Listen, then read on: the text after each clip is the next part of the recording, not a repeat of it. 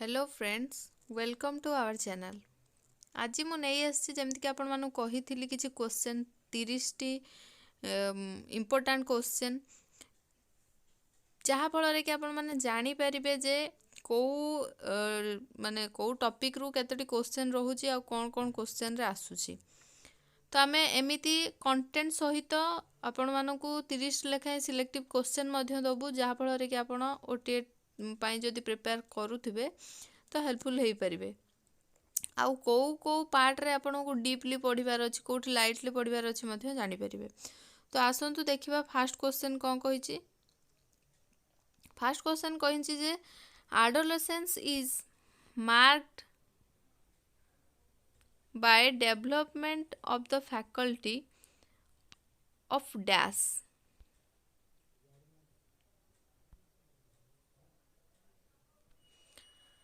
तो कौन कही किशोर अवस्था को डैश रो सामर्थ्यर विकास द्वारा चिन्हित करा जाय थाए। देखंतु कौन देइछि abstract thinking, visual imagination, motor development, hand eye coordination. Fast देखंतु एडोलेसेंस रो एज मु आपण मानको कहिथिली। एडोलेसेंस रो एज ता केते रु केते ना 11 रु 19 हैला। 11 रु 19 कहिथिली कि नहीं। ता फास्ट देखंतु आपण माने ऑप्शन ओमिट केमिति करिवे। हैंड आई कोऑर्डिनेशन को स्टेज रे होथिला पिलाटी मु आपण मानको कहिथिली 6 वर्ष बयस रे अधिका खेलकूद कले हैंड आई कोऑर्डिनेशन होची। मोटर डेवलपमेंट से भी माने एका कथा हैंड आई कोऑर्डिनेशन जोटा सेटा मोटर हैंड गुडाक जो मोटर स्किल्स भीतर भी जाउची। तापर देखो विजुअल इमेजिनेशन देखिकी जो कल्पना करिबा सेटा भी एडोलेसेंस भीतर जाउनी। लास्ट कौन थिला मु जेमति आपण आगुरु भी कहितली क्वेश्चन डिस्कशन कला बेले पिएजेड थ्योरी पढ़ले मध्ये आपण माने जानि परिबे जे अब्स्ट्रैक्ट थिंकिंग लास्ट जो थिला हमर कोटा ना फॉर्मल ऑपरेशनल स्टेज जोटा थिला से जो सेता एज रो एज केते थिला 11 टू 12 थिला हैला। तो एठी राइट आंसर टी कोन हे जिवो अब्स्ट्रैक्ट थिंकिंग। किशोर अवस्था को सामान्य चिंतार सामर्थ्यर विकास द्वारा चिन्हित करा जाई थाए। बुझियला जल्दी जदि न बुझी परथुबे ताहले कमेंट सेक्शन रे जणाई परिबे। तापर क्वेश्चन देखंतु based on individual differences Jung classified people into dash groups. According to Jung पचारिछि व्यक्तिगत भिन्नता उपरे जंग गोटे देइथिले तांकर ग्रुपिंग करथिले इंडिविजुअल डिफरेंस विषय रे तांकर मत रखिथिले से केतेटा लोक मानकु से केतेटा ग्रुप रे विभक्त करथिले। आंसर होछि कोन 3टी। एटा मने रखिबे मु आपण मानकु पढ़ेला बेले मध्य डिस्कशन करेबी। तापर क्वेश्चन देखो कौन कही according to dash child development occurs in a series of stages focused on different pleasure areas of the body. कहा अनुसार बाल्य विकास शरीर विभिन्न आनंद भरा क्षेत्र गुड़िकर केंद्रित चरण क्रम रे होइथाय। बांदुरा ना सिगमंड फ्रॉइड ना एरिक एरिक्सन ना जीन पियाजेट। आपण मानकु सिगमंड फ्रॉइड पढ़ेला बेले भी मु आपण मानकु कहिबी ए जो हमर डिफरेंट प्लेजर विषय रे के कहिथिले ना सिगमंड फ्रॉइड कहिथिले जे आपण मानकु तो सिगमंड फ्रॉइड कर जो हमर प्लेजर माने जहाँ देइछि क्वेश्चन रे जे child development occurs in series of stages जो तांगर स्टेजेस अच्छी से स्टेजेस गुड़ा सब विभिन्न प्रकार स्टेज अच्छी जोड़ा कि मु आपण मानकु मध्य पढ़ेबी वर्तमान भी जानी रखंतु। गुटे होची ओरल स्टेज 5टा स्टेज अच्छी। ओरल स्टेज गुटे होची एनाल स्टेज आउटे फैलिक स्टेज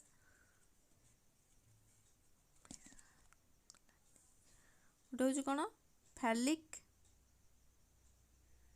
आउटे कोन लैटेंसी आउटे कोन जेनिटल ହେଲା। এইଗୁଡ଼ା ତାଙ୍କର ଯେଉଁ ଆମର different pleasure stages focused on different pleasures, ଏଗୁଡ଼ାକର ସବୁ କ'ଣ ହୁଏ କ'ଣ ନାହିଁ ଏଗୁଡ଼ା ସବୁ ଆମେ ପ୍ରପର୍ ଡିସ୍କସନ୍ କରେଇବା। ବର୍ତ୍ତମାନ ଖାଲି କ୍ୱେଶ୍ଚନ୍ ଓରିଏଣ୍ଟେଡ୍ ଜିନିଷ ଗୁଡ଼ାକ ଜାଣି ରଖନ୍ତୁ। ମୁଁ ଏଇଠି ବି ଆପଣଙ୍କୁ ବୁଝେଇବି ଆଉ ସେଥିରେ ବି ମାନେ ଆମର ଯେମିତି କଣ୍ଟେଣ୍ଟ ରିଲେଟେଡ୍ ଚାଲିଛି ସେମିତି ବି ଚାଲିବ, ତ ଜାଣି ରଖନ୍ତୁ। ତ ସିଗମଣ୍ଡ ଫ୍ରଏଡ୍ ହୋଇଯିବ ଏଠି ରାଇଟ୍ ଆନ୍ସର୍। ତାପରେ क्वेश्चन ଦେଖନ୍ତୁ, days is the period between age 12 to adult when people develop the ability to think about abstract concepts। ତ ଆପଣ ମାନେ ଫାଷ୍ଟ क्वेश्चन ରୁ ଜାଣିଥିବେ ଯେ ମୁଁ ଫର୍ମାଲ ଅପରେସନାଲ କଥା କହିଥିଲି ଯେଉଁଟାକି ଆମର 11 ଟୁ ଅନୱାର୍ଡସ୍, ତ 12 ଭିତରେ ଅଛି। ତ ଏଇଠି ପଚାରିଛି କେଉଁଟା ନା ଆମର ଯେଉଁ ପିଆଜେଣ୍ଟଙ୍କ ଥିଓରି, ଫାଷ୍ଟ କ'ଣ sensory motor, pre operational, concrete operational ଆଉ formal operational. Pre operational sensory ମୋଟରଟା କ'ଣ ଜନ୍ମରୁ 2 ବର୍ଷ, ଇଏ କ'ଣ 2 ରୁ 6 ବର୍ଷ।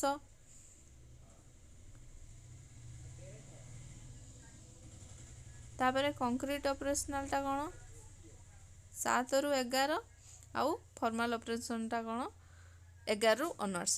ତ ଏଇଠି ଆମର ଯେଉଁ 12ଟା ପଚାରିଛି, ତ ଆପଣମାନେ ଜାଣିପାରୁଥିବେ ଯେ ଆନ୍ସରଟି କ'ଣ ହେଇଯିବ ଫର୍ମାଲ ଅପରେସନାଲ ଷ୍ଟେଜ୍ ହେଇଯିବ। ତାପରେ क्वेश्चन ଦେଖନ୍ତୁ କ'ଣ କହିଛି, days is the period of time between the age 2 during which an infant's knowledge of the world is limited to his or her sensory perceptions and motor activities। तो between कौन देइछि, time between birth and the age of 2। तो जन्मरू 2 वर्ष जाए कौन होइथिला हमर जो कही एटा भी से पियाजेंट को आसुची। तो पियाजेंट थियोरी रु दुईटी क्वेश्चन आम वर्तमान पर्यंत देखिले।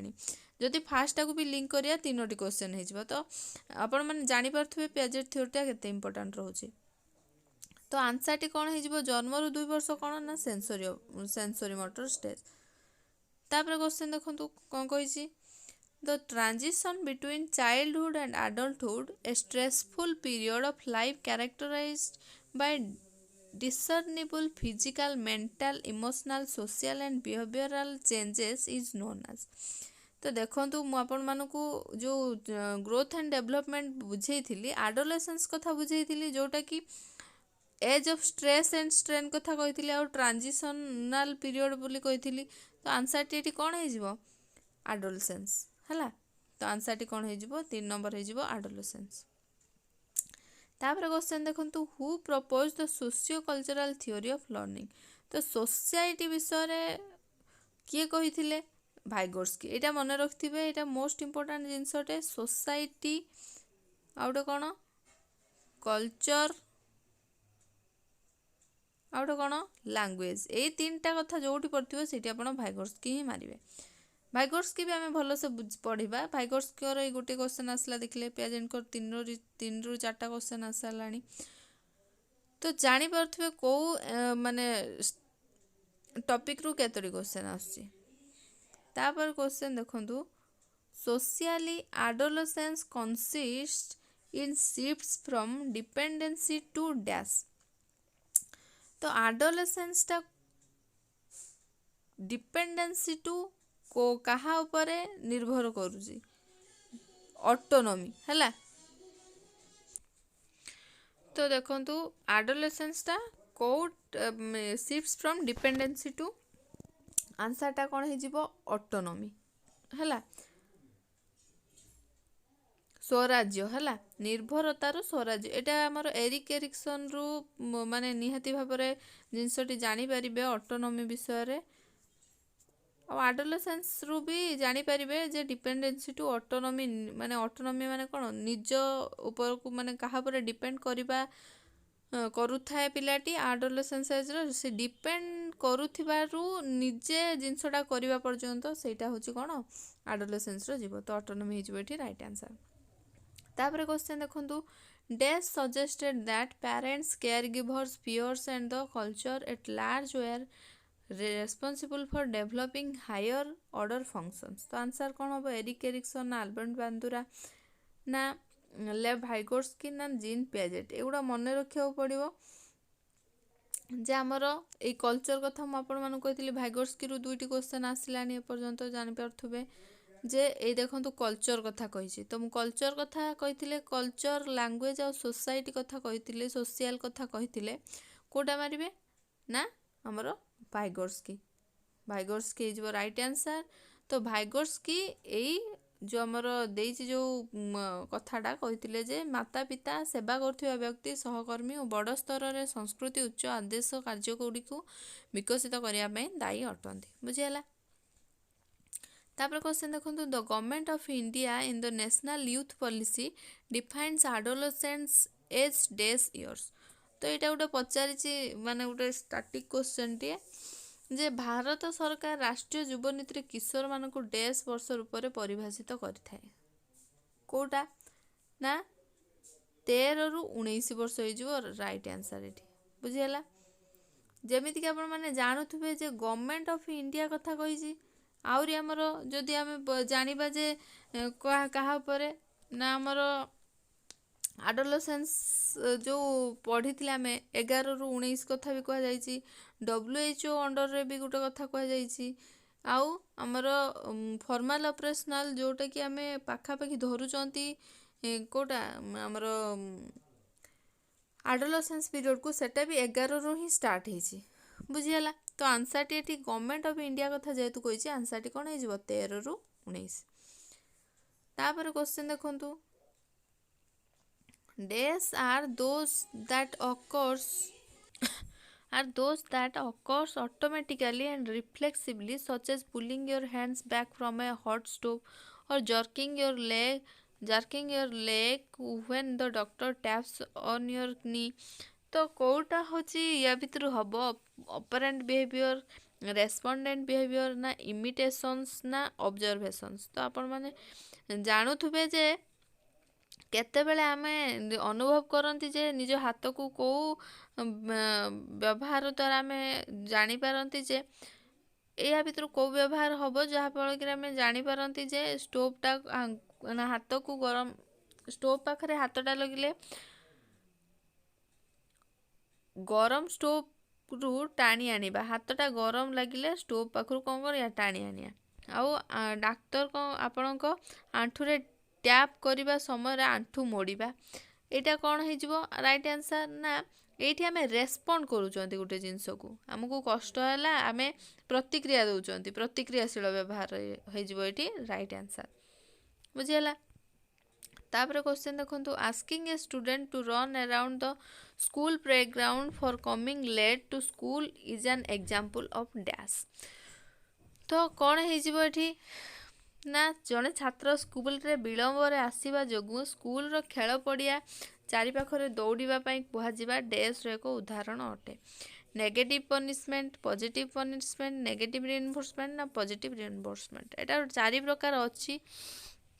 ତ ଏଇଠି କ'ଣ ହେଇଯିବ ଶିକ୍ଷକ ପିଲାଟିକୁ ଲେଟ୍ରେ ଆସିଥିବା ହେତୁ ପଡ଼ିଆ ଚାରିପାଖ ରାଉଣ୍ଡ ମାରିବାକୁ କହିଲେ ଆଣ୍ଠେଇବାକୁ କହିନାହାନ୍ତି କି ଯେଉଁ ଆମର ମାରି ବି ନାହାନ୍ତି ଏଇଟା ଗୋଟେ କ'ଣ ହେଇଯିବ ପଜିଟିଭ୍ ପନିଶମେଣ୍ଟ ହେଇଯିବ। କ'ଣ ପାଇଁ ପଡ଼ିଆ ଚାରିପାଖରେ ବୁଲିବାର ପିଲାଟାର ଫିଜିକାଲ ମାନେ ଯେ ଫିଜିକାଲ ଷ୍ଟ୍ରେଙ୍ଗଥଟା ବଢ଼ିଲା ହେଲା। ତ ଆନ୍ସରଟି କ'ଣ ହେଇଯିବ ପଜିଟିଭ୍ ପନିଶମେଣ୍ଟ ହେଇଯିବ। Dash is based on the assumption that all learning occurs through interactions with the environment। ତ ଏଇ ଦେଖନ୍ତୁ କ'ଣ କହିଛି ନା ଡେସ୍ ଏହି ଧାରଣା ଉପରେ ଆଧାରିତ ଯେ ସମସ୍ତ ଶିକ୍ଷଣ ବାତାବରଣ କଥାବାର୍ତ୍ତା ମାଧ୍ୟମରେ ହୋଇଥାଏ। ବିହେଭିଅରିଜିମ୍ କନଷ୍ଟ୍ରକ୍ଟିଭିଜିମ୍ କୋଗ୍ନିଟିଭିଜିମ୍ ନା ହ୍ୟୁମାନିଜିମ୍। ତ ଆନ୍ସରଟି କ'ଣ ହେଇଯିବ ଏନଭାରନମେଣ୍ଟ କଥା କହିଛି ଆଉ ଲର୍ଣ୍ଣିଂ ଅକର୍ସ ଥ୍ରୁ ଆଜମ୍ପସନ୍ କଥା କହିଛି ଥ୍ରୁ ଇଣ୍ଟରାକ୍ସନ୍ସ ୱିଥ୍ ଏନଭାରନମେଣ୍ଟ ଏଇଟା ଆନ୍ସରଟି କ'ଣ ହେଇଯିବ ବିହେଭିଅରିଜିମ୍ ହେଇଯିବ ଏଠି ରାଇଟ୍ ଆନ୍ସର। ତାପରେ ଦେଖନ୍ତୁ question unexpected academic underachievement or achievement which is maintained only by unusually high levels of effort and support given a student's age schooling and level of intelligence are called neutral discomfort ନା subject failure ନା systemic failure ନା learning disabilities. ଦେଖନ୍ତୁ ଏ ପିଲାଟି କ'ଣ କହିଛି, ଉପଲବ୍ଧି ଅନ୍ତର୍ଗତ ଅପ୍ରତ୍ୟାଶିତ ଶିକ୍ଷା କିମ୍ବା ଉପଲବ୍ଧି ଯାହା କେବଳ ଛାତ୍ରର ବୟସ, ସ୍କୁଲରେ ହେଉଥିବା ଶିକ୍ଷା, ବୁଦ୍ଧିମତ୍ତା ସ୍ତରରେ ଦେଖି ଅସାମାନ୍ୟ ରୂପରେ ଉଚ୍ଚ ସ୍ତରରେ ପ୍ରଚେଷ୍ଟା ଆଉ ସମର୍ଥନ ଦ୍ୱାରା ବଜାୟ ରଖିବାକୁ କ'ଣ କୁହାଯାଏ? କ'ଣ କୁହାଯାଏ ଏଇଟାକୁ? ନା ଲର୍ଣ୍ଣିଂ ଡିସାବିଲିଟି କୁହାଯାଏ, ଶିକ୍ଷା ଅସମର୍ଥତା। ଶିକ୍ଷା କ୍ଷେତ୍ରରେ ଏଗୁଡ଼ା ସବୁ ହେଉଛି ବୋଲି ଏଟାକୁ ଆମେ କ'ଣ କହୁଛନ୍ତି? ଶିକ୍ଷା ଅସମର୍ଥତା ବୋଲି କହୁଛନ୍ତି।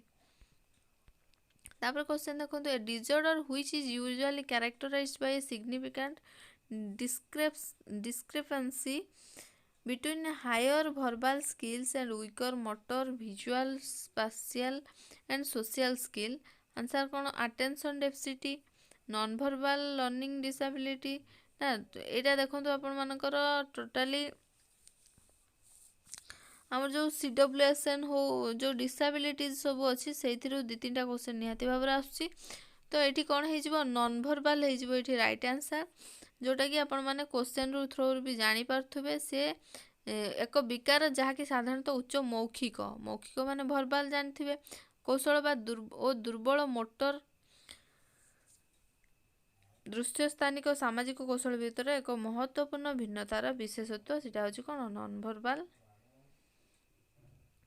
बिना कही शिखबार अक्षमता, माने कही पढ़ी माने लिखबार कि ये करिबारे कहिबारे जार असमर्थता देखा जाए। तापर क्वेश्चन देखंतु, according to Bandura's research which one is not a factor that increases the likelihood that a behaviour will be imitated. तो बांदुरा आल्बर्ट बांदुरा जने अछंती जे तांको मत अनुसार या भितर कोटा गोटे नुहे पचार। When you have been rewarded for imitating the behaviour in the past, when we lack confidence in our own knowledge or abilities, people who admire us or who are subordinate to us in social status, now when the situation is confusing, ambiguous or unfamiliar। तो answer टी कौन हो? People who admire us और who are subordinated to us in social status. Albert Bandura कौन कही कौन ना आम टोटाली बांदुरा विषय पढ़िले जानिबा। तो बांदुरार भी क्वेश्चन आसूची बोली जानी रखंतु। तापर क्वेश्चन देखंतु, a child watches his mother folding the laundry, he later picks up some clothes and imitates folding the clothes. This is an example of dash discovering learning, intuitive learning, observational learning ना classical conditioning. तो देखो आपण मानकर learning माने जो आमर types अच्छी सब से भी क्वेश्चन पड़ुची। देखो ये पिलाटी कौन कला, ता माँ को देखिकी कामटी करने को चेष्टा कला। तो आपण मानकर आंसर कौन हो? निरीक्षण करिकी जेहेतु से कामटी कला, तो ऑब्जर्वेशनल लर्निंग हो राइट आंसर। तापर क्वेश्चन देखो, who propose the theory of trial and error. Learning theory सब जो मैंने देइचंती स्किनर, थंडाइक आमर जो मैंने सब देइचंती से लर्निंग थियोरी विषय मध्ये आमे पढ़िबा। पावलोव से मैंने सब देइचंती एटा किए कहिचन ट्रायल एंड एररटा थंडाइक हला तांको थियोरी विषय मध्ये आमे संपूर्ण भाव पढ़िबा। थंडाइक को थियोरी विषय रे से कौन कही कहू क्या नहीं परीक्षा करते कौन ना से विषय में कहवा। तो लर्निंग थियोरीज मध्यरु भी क्वेश्चन आसुची जानी रखंतु। तापर क्वेश्चन कौन? Dash indicates that in any situation of learning people are actively engaged in making sense of the situation, the frame objects relationships drawing on their history of similar situations and on available cultural resources.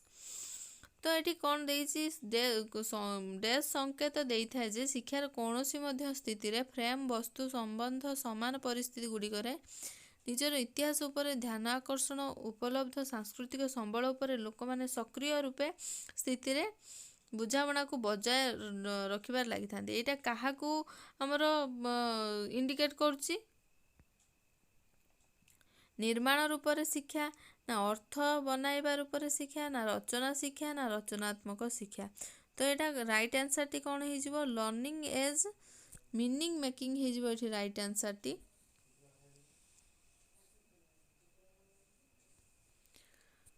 Right answer टी कौन हो? Learning as meaning making, जोटा कि आमर अर्थ बनाइबा रूपरे शिक्षा।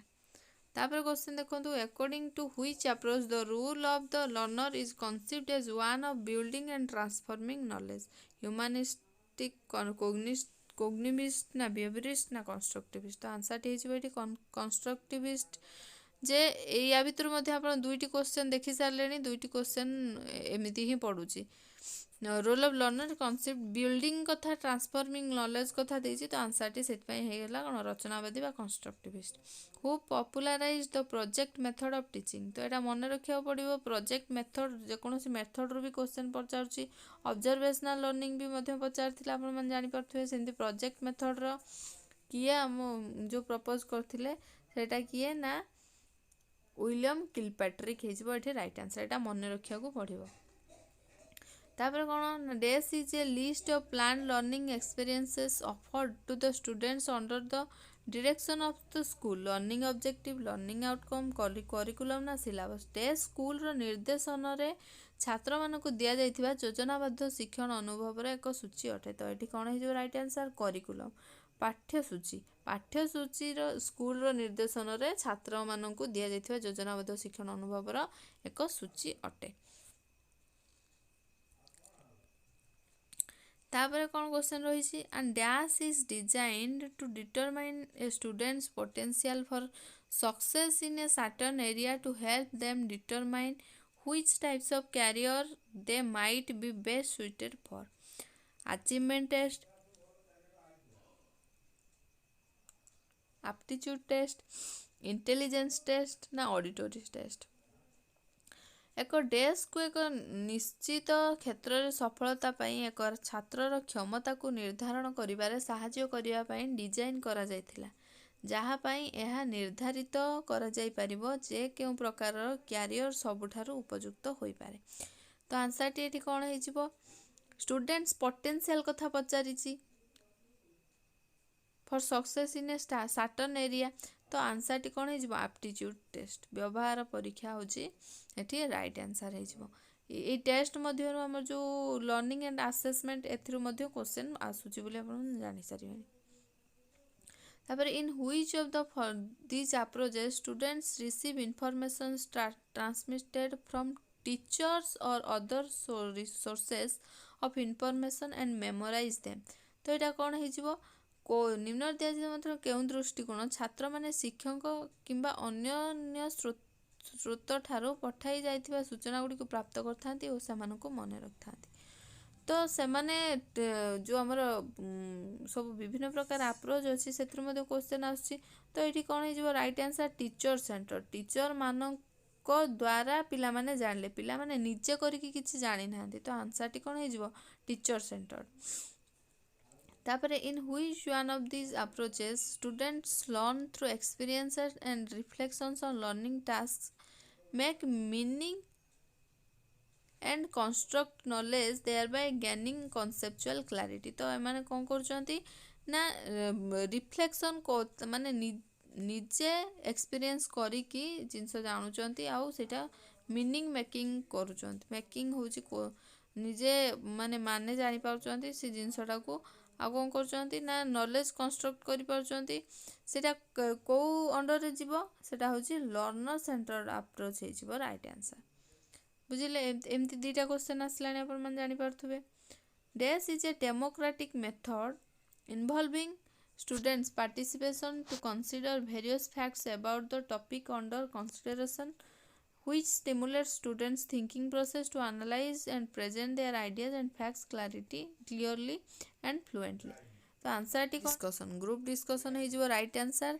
Group discussion फल रे एई सबुथिरु group discussion टा होची सबुठु मोस्ट अप्रोप्रिएट आंसर एथि पई कि जे ग्रुप डिस्कशन रे समस्त इक्वल पार्टिसिपेशन रखि परिबे, जहा द्वारा कि सेमानकर निज निजर आइडिया दे परिबे, विश्लेषण करि परिबे हला। तो आंसर टी कोन हे जिवो, ग्रुप डिस्कशन। तापर क्वेश्चन देखंतु, डेस is a student centered method of teaching involving spontaneous acting of roles in the context of clearly defined social situations by two or more persons for subsequent discussions by the whole class। Symposium, seminar, role play ना group discussion। तो ଏଠି ଦେଖନ୍ତୁ ଦେଇଛି ଦେ student centred activity ହେଇଥିବ ଆଉ କ'ଣ ହେଇଥିବ ଆମର ଆକ୍ଟିଂ ଅଫ୍ ରୋଲ୍ସ। ଯେହେତୁ ଆକ୍ଟିଂ ଅଫ୍ ରୋଲ୍ସ ଦେଇଛି ତ ଏଠି ମାନେ ପିଲାମାନେ ନିଜ ନିଜ ଭୂମିକାକୁ ଗ୍ରହଣ କରିକି ସେ ତାଙ୍କର କ'ଣ କରିବେ ଆକ୍ଟିଂ କରିବେ। ତ ଆନ୍ସରଟି କ'ଣ ହେଇଯିବ ରୋଲ୍ ପ୍ଲେ ହେଇଯିବ ଏଠି right answer. In a dash curriculum, learner is placed in the natural setting of the community.